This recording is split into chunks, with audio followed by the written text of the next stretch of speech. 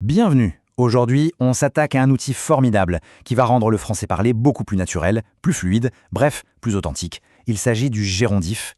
Alors, comment est-ce qu'on peut lier deux actions comme ça en une seule phrase qui coule bien? Le français a une solution vraiment élégante pour décrire des choses qui se passent en même temps sans que ça sonne lourd ou scolaire. Et cette solution, c'est le gérondif. En fait, il faut le voir comme l'équivalent de en faisant ou pendant qu'on fait quelque chose.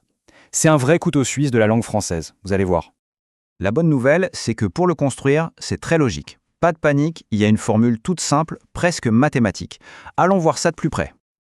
Ok, donc, tout commence avec la forme « nous » du verbe au présent. C'est notre point de départ. À partir de là, c'est simple. On enlève la terminaison ONS pour avoir le radical et hop, on y ajoute la terminaison ANT. Prenons un exemple tout simple, le verbe parler. Au présent, ça donne nous parlons. On retire le ONS, il nous reste parle. On ajoute en et ça donne parlant. On n'oublie pas de mettre le petit mot magique en juste avant. Et voilà, en parlant veut dire pendant qu'on parle, tout en parlant. Facile, non? Bon, évidemment, le français ne serait pas le français sans quelques petites exceptions. Les deux plus importantes, vraiment c'est la retenir parce qu'on les utilise tout le temps, ce sont être et avoir. Leurs formes, en étant et en ayant, sont irrégulières. Celles-là, il faut juste les mémoriser.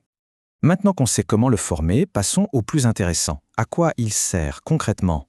Le gérondif, c'est un outil très polyvalent.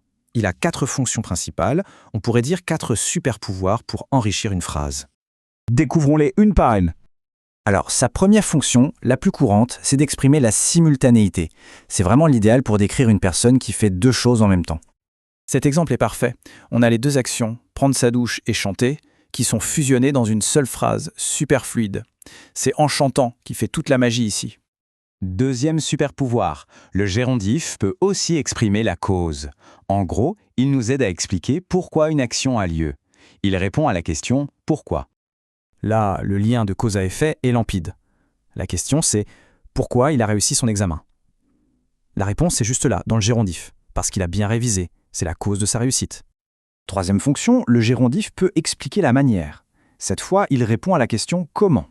Comment est-ce que l'action a été réalisée?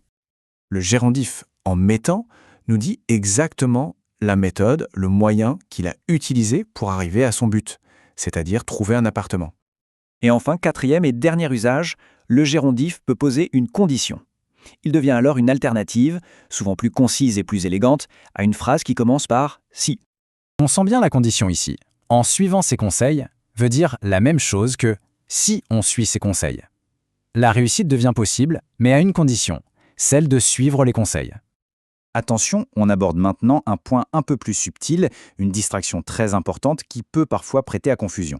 Il ne faut surtout pas confondre le gérondif avec son cousin très très proche, le participe présent. Regardez bien, la différence est minuscule, mais elle change tout.